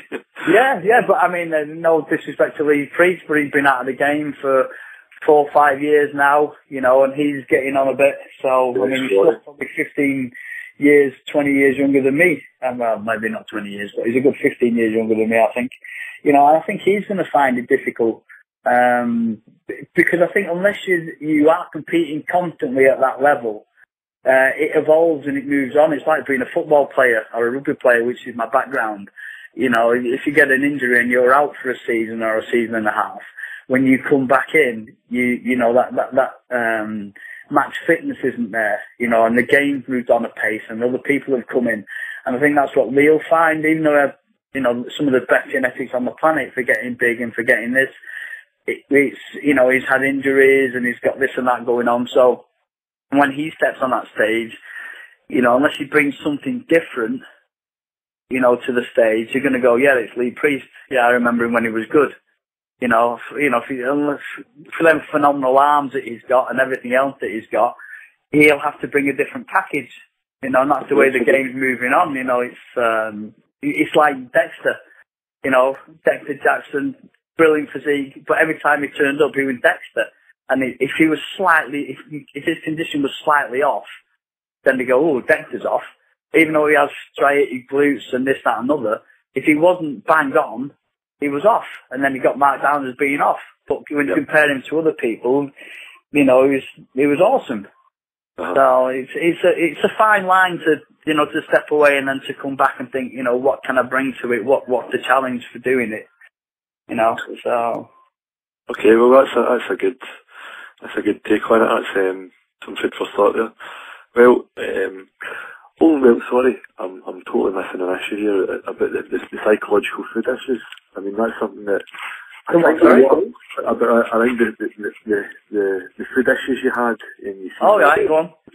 It was on your blog, the video blog you made I don't know if you could just give a bit of that and how things are with that. Have you is that kind of eased off because now you don't see yourself maybe as Paul George, somebody who's bodybuilding, more powerlifting? Has that helped? To a degree, I still don't have the biggest appetite in the world, but I have a lot more food on my palate. We've just been away for the week up to Northumberland, and we had fish and chips, and we had pie, and we had potato hash, and all the bits and pieces that you normally have when you go on holiday. And I didn't feel any bit of guilt whatsoever about tucking into anything. But I still don't have a massive appetite, but I don't have any real aversions now to food, so it's not like I can't eat them or I shouldn't eat that. It's like, certain things react with me slightly differently than I would like. The windage factor is a lot higher than it used to be. But certain foods do that anyway. But no, I'm getting better. Do you think that the kind of issues you had and talking about like the guilt you felt, do you think that's one of those things that also kind of ties back into the kind of addictive personality thing? Yeah, probably. I mean, I'm not going to.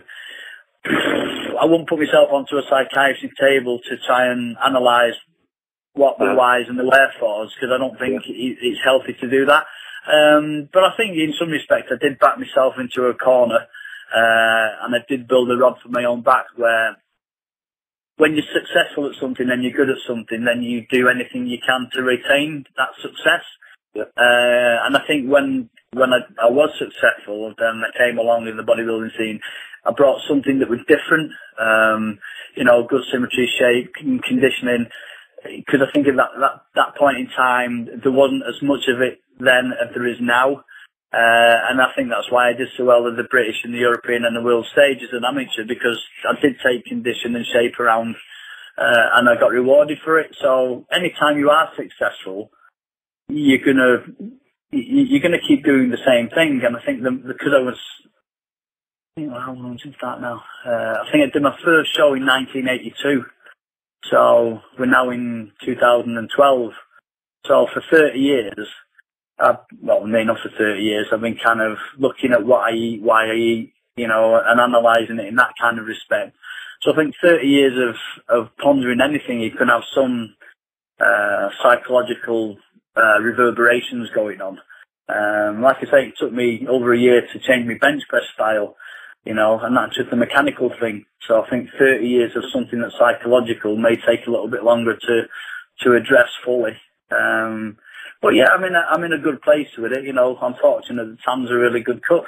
So she likes to make me a nice thing to eat, and I can't refuse eating it because she'll punch me.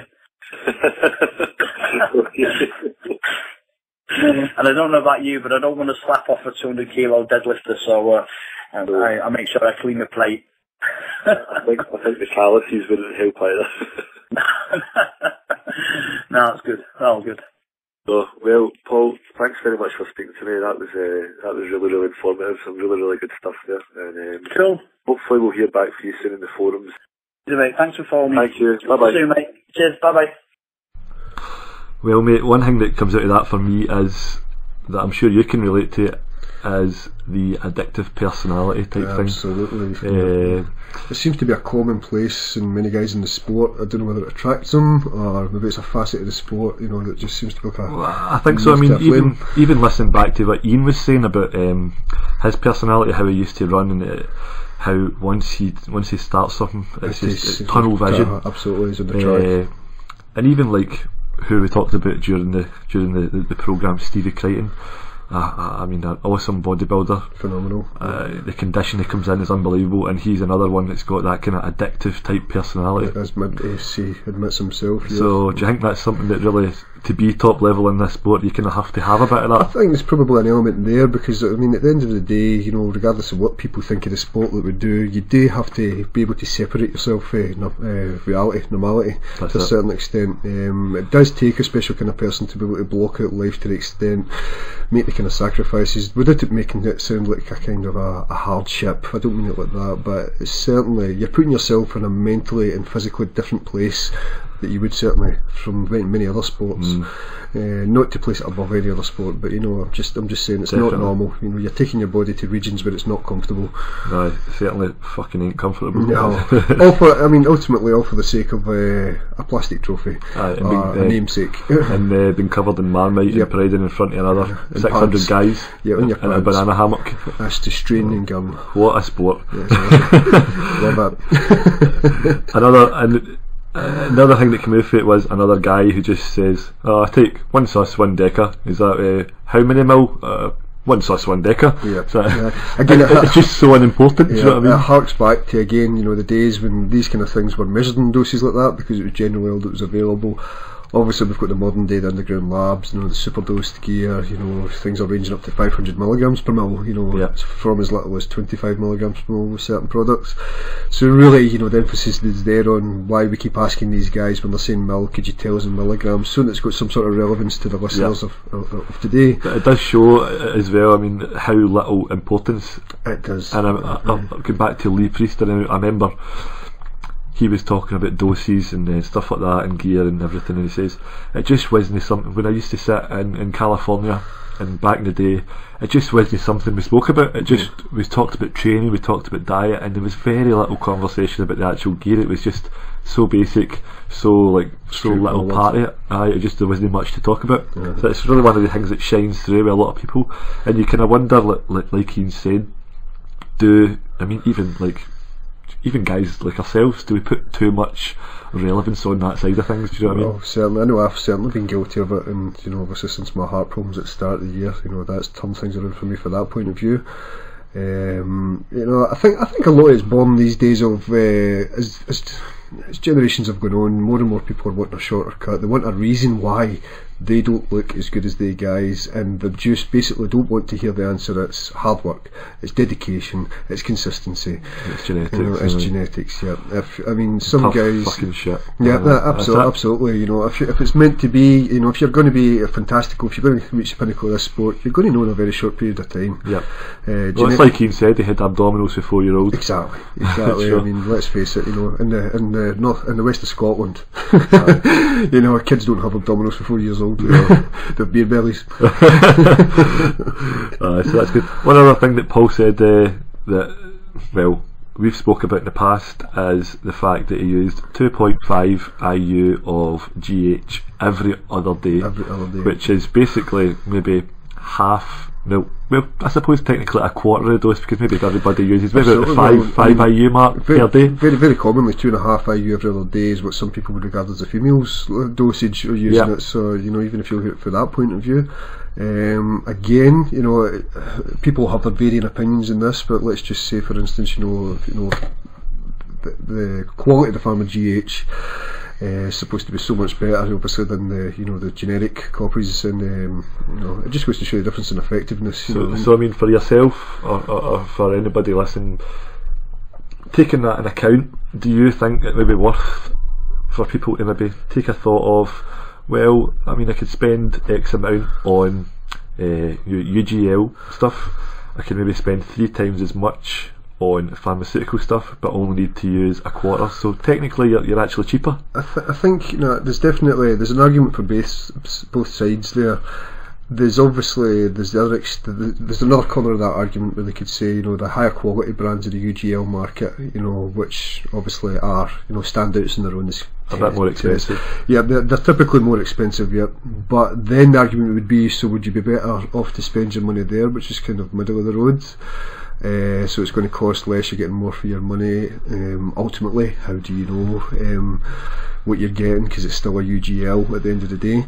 Or are you just better just biting the bullet, spending the money, the top end money for what could be a pharmaceutical grade product, and as you say, using a small amount over a longer period of time, and ultimately will it work out cheaper in the end? The answer's probably yes. I mean, all the answer is, how about just don't use it at all? Because I mean, look at what Paul's saying. I mean, he won all his biggest stuff he never used, grown. I do think that's certainly a point. I think there's far too much emphasis put on it in this day and age. I mean, I know you could rhyme off countless guys that we know that have won world titles, European titles, guys that have reached pro status, without the use of it. Absolutely. And as well, I mean, in the way it's so hard as well. It's so hard as well to pinpoint any kind of effects. I mean, you could say, like Paul George was saying, over time his condition improves and stuff like that. So some people might pin that down, and that's the growth hormone that has made his skin thin out, and maybe it has been, or it could be. But then it could be a case of because you're dieting for so long, yep, the fat cells just get totally obliterated. Absolutely. And they just don't get a chance to rehydrate. I think one of the common issues with growth hormone as well is, I mean, for when some guys are there saying, you know, they'll, I know in some cases where they've said, you know, I'll use pharmaceutical grade growth hormone for when I'm dieting, for when I'm contest prepping, because I want the best of everything when I'm contest prepping, and therefore that logic leads them to believe that as their contest prep's going on, obviously, you know, this is working much more beneficially. But who's to say, as you just said, you know, they wouldn't have looked like that at the end of it anyway. Are they going to be brave enough to take it out and run it without it? Probably not. You know, mentally, you know, we're all guilty of, oh no. And the issue with that is every prep it snowballs, and you've added an extra thing. You're afraid to take it out, and you end up with a overcomplicated mess. A complicated mess. You don't know what's affecting what, when, and where. Absolutely. One last point on Paul's interview. To me, this is the highlight for me, was how he says, "I aim to be ready 10 days out." You see it all the time, people chasing their arse, and the final week it's like, I've got to drop all this water, or, you know, I've still got a bit to lose and I'll be alright, a few days to go. To me, what he says is absolute gold, being ready 10 days out. What's your thoughts on that?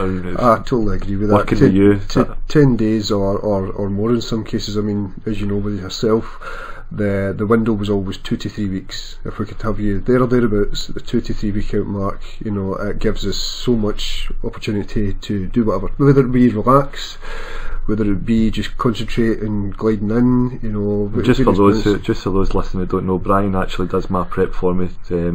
Can't stand the guy, but he's quite good at it, so sorry. Obviously, you know, 10 days out is a comfortable number. At the end of the day, a week and a half out for show. Personally, you know, I'm usually ready 10 days after. But, you know, well, that's because you're a do as I say, not as I do guy. That's your motto. One day I'll get my timing right. But yeah, no, in general, that is, if more people could aim for that, you know, the amount of stress, as you know yourself, you know, the amount of stress that takes off you, the weight, and from my point of view, as someone who's helping people prep, it's a huge weight off my mind as well, because the job's essentially done. And it's a bit like he says, the job's done, you look good, just flow in. Therefore, don't change anything, like Paul says. Don't change anything, don't start twiddling things. If you look good, just maybe start your water manipulation, some water, some vitamin C, basic stuff, a bit more food, and then just glide into the show. Absolutely. There's too much emphasis on this, you know, right, let's make it super complicated last week, let's do a 7-day deplete and a 3-day super carb up, and insert all sorts of diuretics at certain points, and then fuck up. And then that's I've been guilty of doing that myself, you know, obviously. But you know, by and large, you know, you learn from your mistakes, should do. And that's probably the best route to take. At the end of the day, you know, most last week alterations, you know, you're trying to change something to get 2% better, and ultimately you end up making it 10 or 15% worse. You know, exactly. You know, if you look fantastic a week out, 10 days out, 2 weeks out, what's the point in changing it? You know, take that package to the stage, because it's going to look 10 times better when it's up there, tanned up, dry, and under the light of the lights. Exactly. And I think we'll kind of wrap up at that point for now. Hopefully you've really enjoyed listening to that. Brian and I were nervous about doing the first show, obviously. We'll no lie about that. No, we're honest guys. But I'm pretty happy with how that went. That's pretty so good. I mean, we're going to go away, we're going to take some feedback from you. If you want to get in touch, just get through the website, which is, I'll repeat again, is testosteronemuscle.co.uk. There's a blog attached, there's a Facebook. Get in touch on robert@testosteronemuscle.co.uk, and hopefully we'll be back again in a week or two. We'll keep you updated on what's coming next, but assured we will be back and we'll have some more content. So thanks very much for listening. Thank you.